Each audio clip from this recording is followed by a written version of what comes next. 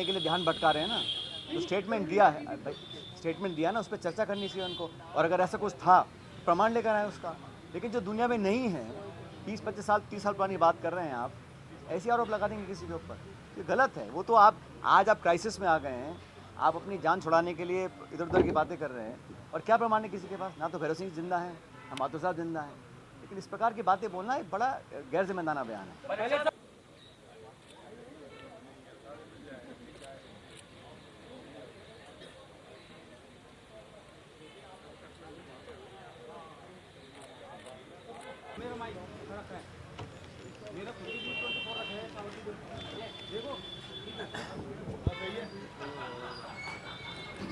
नमस्कार दोस्तों। तो सबसे पहले तो राजस्थान में हाई कोर्ट का जो वर्जन आया है, जो टिप्पणी आई है आरपीसी को लेकर, वो अपने आप में बहुत कुछ कहानी बयां करती है। आरपीसी वो संस्था है जहां से प्रदेश का नौजवानों का भविष्य तय होता है एक तरह से। और लंबे समय से मैं खुद भी कहता आया हूं और लोग भी कहते हैं कि आरपीएससी का जो गठन है, जो चयन प्रक्रिया है, जो कार्यप्रणाली है, जो जवाबदेही है, जो पारदर्शिता है, वो पूरी तरह कॉम्प्रोमाइज़ हो चुकी है। अब जब हाईकोर्ट खुद ये कह रहा है कि आरपीएससी गूंगी बहरी बैठी है, तो मुझे लगता है कि सरकार के पास अब कोई कारण बचा नहीं है, कोई एक्सक्यूज़ बचा नहीं है कि वो मूल चूक परिवर्तन करे। मैं पहले भी कह चुका था कि नौजवानों का भरोसा अगर आरपीएससी के काम करने के तरीके से उठ जाएगा, अगर लोगों का विश्वास ख़त्म हो जाएगा, चाहे वो चयन प्रक्रिया है, चाहे वो इंटरव्यूज़ हैं, चाहे वो एग्ज़ाम्स कंडक्ट करने का जो प्रोसेस है, अगर वो सब पे नौजवान लोग विश्वास करना बंद कर देंगे, तो हमारे देश और प्रदेश के लिए बहुत दुर्भाग्यपूर्ण घटना होगी। मैंने पहले कहा था कि आरपीएससी में जो हुआ वो पूरा एक्सपोज हो चुका है, तो बिना समय ज़ाहिर करे उसमें मूल चूक परिवर्तन करना पड़ेगा। और बार बार ये कहना कि वो संवैधानिक संस्था है, उसमें परिवर्तन करना पॉसिबल नहीं है, ये महज एक बहानेबाजी है। 1 साल से ऊपर सरकार को हो गया, और सरकार अगर चाहती तो बहुत कुछ परिवर्तन ला सकती थी। लेकिन महज चुनावी भाषणों में बातें बोलना और सत्ता में बैठने के बाद अपनी आंख बंद कर लेना, इस बात को दिखाता है कि कोई अनावश्यक दबाव सरकार के ऊपर होगा। क्योंकि पुनर्गठन करने में, उसको रीऑर्गेनाइज करने में, उसमें कुछ चेंजेस लाने में या उनके वर्किंग को बदलने में सरकार बिना समय खोए काम कर सकती थी, लेकिन जानबूझ के इसको लटकाया गया। अब जब हाईकोर्ट ये बोल रहा है, तो सरकार को मुझे लगता है बिना समय ज़ाहिर करे इमीडिएटली इसमें मूल चूक परिवर्तन करना पड़ेगा, और करना चाहिए सब चीज़ों में। जो मेंबर सिलेक्ट होते हैं, कौन करता है, कैसे करता है, कोई मापदंड हो, कोई क्राइटेरिया हो। सिर्फ लोगों को संतुष्ट करने के लिए वर्ग, जाति, समाज और प्रांत के अलग अलग लोगों को ऑब्लाइज करने के लिए हम नियुक्तियां करेंगे, तो वो गुणवत्ता में बहुत कॉम्प्रोमाइज़ हम लोग करते हैं। जब चोरियां पकड़ी जा रही हैं, रंगे हाथ लोग पकड़े जा रहे हैं, पुलिस कार्रवाई कर रही है, फिर भी आरपीएससी को अभी तक सरकार ने कोई भी बदलाव के संकेत नहीं दिए हैं, और सिर्फ अपनी जान बचाने के लिए स्टेटमेंट्स दे रही है। और कल का जो स्टेटमेंट हाईकोर्ट का आया है, उसके बाद तो मैं समझता हूँ कोई कारण नहीं रहा कि सरकार इस पर कार्रवाई ना करे। सरकार को करना चाहिए, और ये बताना चाहिए कि 14-12 महीने सरकार ने ऐसा क्यों नहीं किया। इस बात को न सिर्फ मैं, हमारी पार्टी, प्रदेश के लोग सैकड़ों बार उठा चुके हैं। दूसरा भी, सरकार के एक मंत्री हैं जिन्होंने आरोप लगाया, एक पब्लिक प्लेटफॉर्म से आरोप लगाया कि उनका फ़ोन टैप हो रहा है। किसी भी व्यक्ति की प्राइवेसी पर हनन करना कोई सरकार नहीं कर सकती, कोई भी नागरिक हो। और जब वो नागरिक शपथ लिया हुआ सरकार का एक मंत्री हो और पब्लिक प्लेटफॉर्म से बोल रहे हो, और सरकार कोई जवाब नहीं दे रही है, क्योंकि एक कलेक्टिव लीडरशिप होती है, सरकार का मंत्री सरकार का नुमाइंदा है, तो एक तरह से सरकार खुद बोल रही है, और वो खुद कह रहे हैं कि मेरा फ़ोन टैप हुआ। उन पर उनका दल एक कार्रवाई करता है, वो उनका अंदरूनी मामला है। भारतीय जनता पार्टी का एक संगठन है, उस संगठन में वो किसको नोटिस देते हैं, क्या कार्रवाई करते हैं, ये उनका निजी मामला है, मैं उस पर नहीं जाना चाहता हूँ। लेकिन पब्लिक लाइफ में सरकार के एक मंत्री, जो आज भी मंत्री हैं, वो एक क्लेम करते हैं और कहते प्रमाण मेरे पास है, और सरकार कोई जवाब नहीं दे रही। सदन के अंदर सरकार को जवाब देना चाहिए। पूरा प्रदेश और पूरा देश जानना चाहता है कि एक जिम्मेदार व्यक्ति जो आपकी सरकार के मंत्री हैं, वो ये आरोप लगा रहे हैं कि उनके साथ उनका फ़ोन टैप हो रहा है, और सरकार के पास जवाब कोई नहीं है। सिर्फ उनका संगठन कार्रवाई करके जवाब पूछ रहा है कि आपने ऐसा क्यों बोला गया। कोई आम नागरिक बोलता, कोई उनके दल का कार्यकर्ता बोलता, मैं समझ सकता हूँ, लेकिन सरकार का एक मंत्री, और ये मजाक बना रखा है। वो इस्तीफा दिए बैठे हैं, उनका इस्तीफा एक्सेप्ट नहीं हो रहा। वो कुछ स्टेटमेंट देते हैं, मंत्री होने के नाते कहते हैं मेरा फ़ोन टैप हो रहा है, तो संगठन कार्रवाई कर रहा है। फिर उनका जवाब, पता नहीं उन्होंने जवाब क्या दिया होगा, लेकिन मैं मानता हूँ ये मजाक बना हुआ है। लगभग 1 साल हो गया। किसी व्यक्ति को पार्टी में काम करने का अधिकार है, लेकिन जब वो मंत्री बन जाते हैं तो अलग जिम्मेदारी होती है। और एक कलेक्टिव लीडरशिप में every minister is speaking for the government. जो स्टेटमेंट उनका आया है उस दिन फ़ोन टैपिंग का, वो सरकार का स्टेटमेंट है। सरकार में बैठा मंत्री खुद कह रहा है मेरा फ़ोन टैप हो रहा है, और सरकार मजाक बना रखा है। तो पूरी प्रणाली को एक तरह से चैलेंज किया है, और दुर्भाग्य है कि सदन चल रहा है, सत्र जारी है, और हमारी पार्टी ने, हमारे दल ने सदन के अंदर इस मामले को उठाया, कोई जवाब नहीं आया। मुझे लगता है कि सरकार को कुछ निर्णायक कार्रवाई करनी चाहिए, सच्चाई जनता के सामने आनी चाहिए। अगर किसी सूत्र ने उनको बताया था तो डॉक्टर साहब को भी उसका सूत्र का खुलासा करना चाहिए। कौन वो लोग थे, कोई अधिकारी थे, कार्यकर्ता थे, या कोई जो भी था, क्योंकि इतना आसान नहीं है। और ये फ़ोन टैपिंग का मामला मैं समझता हूँ बहुत गंभीर मामला है। इस पर सरकार को स्पष्टीकरण देना चाहिए और एक वाइट पेपर जारी करना चाहिए कि हमारे मंत्री ने ये बोला, सही था या गलत था। सिर्फ पार्टी के लेवल पर कार्रवाई करना मैं समझता हूँ पर्याप्त नहीं है। मैंने देखा कि सत्ताधारी दल के एक विधायक ने एक बड़ी गंभीर बात बोली, और दुर्भाग्यवश स्वर्गीय माथुर साहब की जब सरकार थी राजस्थान में, उस समय के आरोपों पर वो अपना वर्णन कर रहे थे। बड़ा दुर्भाग्यपूर्ण है, क्योंकि वो दोनों पूर्व मुख्यमंत्री दुनिया में नहीं हैं, ना तो माथुर साहब हैं ना शेखावत साहब हैं। लेकिन दशकों पुरानी कही सुनी किसी बात को एक जिम्मेदार विधायक, सत्ताधारी दल का विधायक इस बात को मीडिया में बोलता है, उस वक्त चर्चा होती है, ये मैं समझता हूँ बहुत निंदनीय है। और किसी इस प्रकार इतिहास में जाकर जो बात शायद कहीं सुनी होगी या ना भी होगी, उसका विवरण करना और आरोप लगाना कि हत्या की साजिश कभी की गई थी, मैं जो उन्होंने कहा उसका मैं खंडन करता हूं, और उम्मीद करता हूं कि इस प्रकार की बातें ना बोले।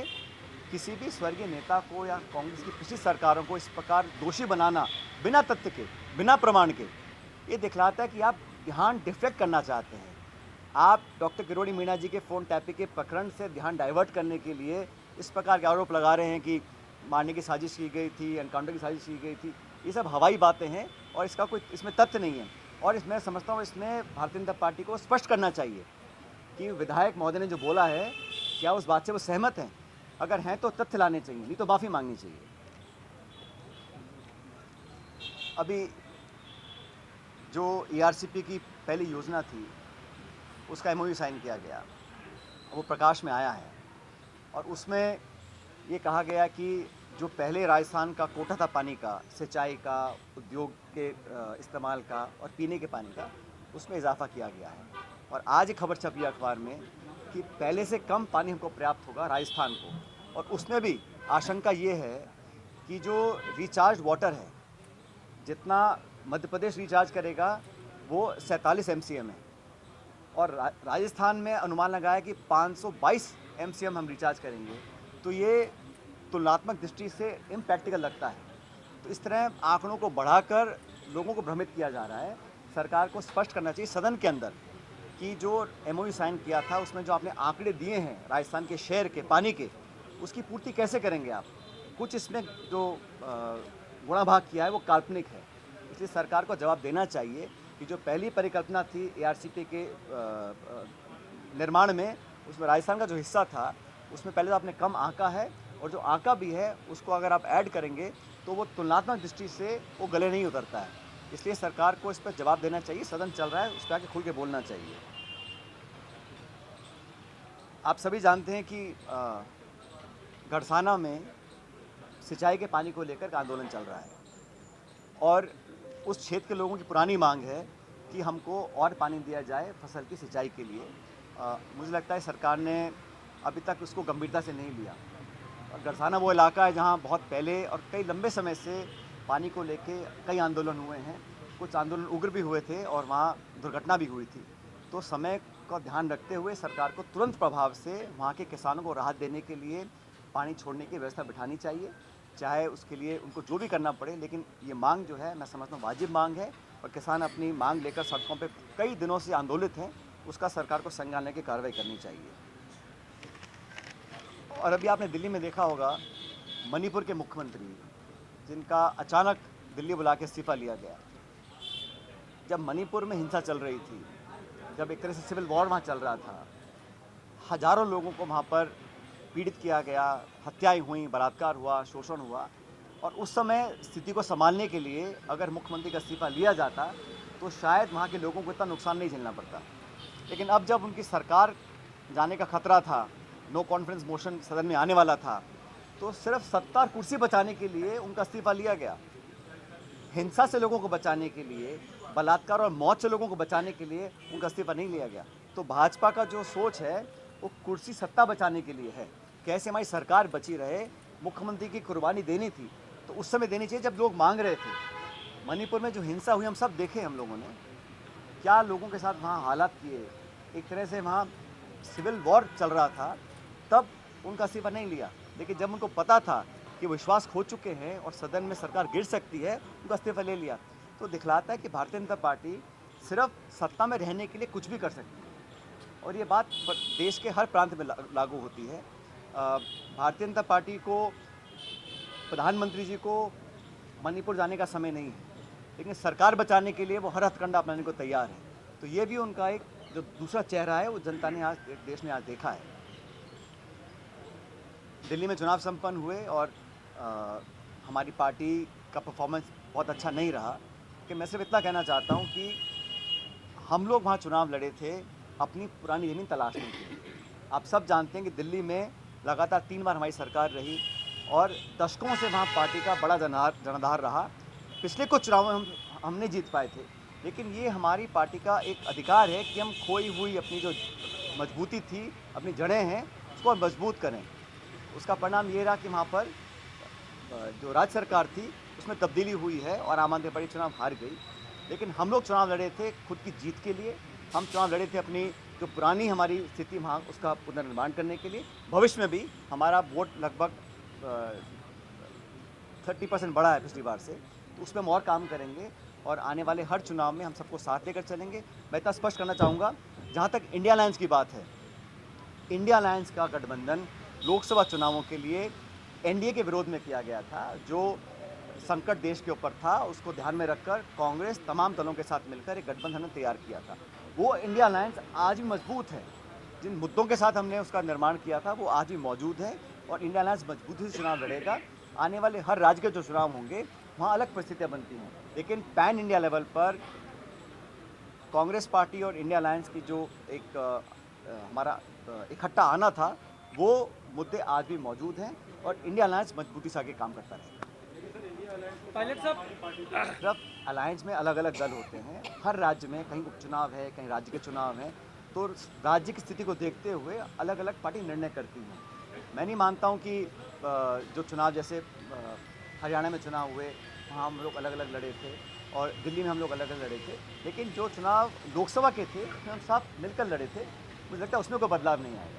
But what about there's confusion about at the state level they didn't want it, then actually that also has kind of fractured the vote No, in Harsha, South Rajasthan. every political decision is done with the due consideration of the state unit and the AICC. Whatever is in the best interest of the party, we do that. For Lok Sabha, we had an understanding and the elections are over.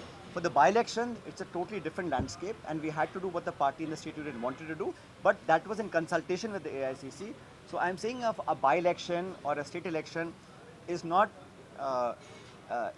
in the same purview as the India Alliance for the national elections. लेकिन भविष्य में जो भी निर्णय लिया जाएगा वो अलग अलग दलों के साथ बैठकर लिया जाएगा। लेकिन मैं फिर कहना चाहता हूँ, इंडिया अलायंस का जो गठबंधन था मजबूत है और मजबूत रहेगा। So what about Hanuman Beniwal? What's the party stand on that? मैंने कहा ना, बाई इलेक्शन में हम लोग अलग अलग लड़े थे, लेकिन जो हम चुनाव लड़े थे तो साथ ही लड़े थे।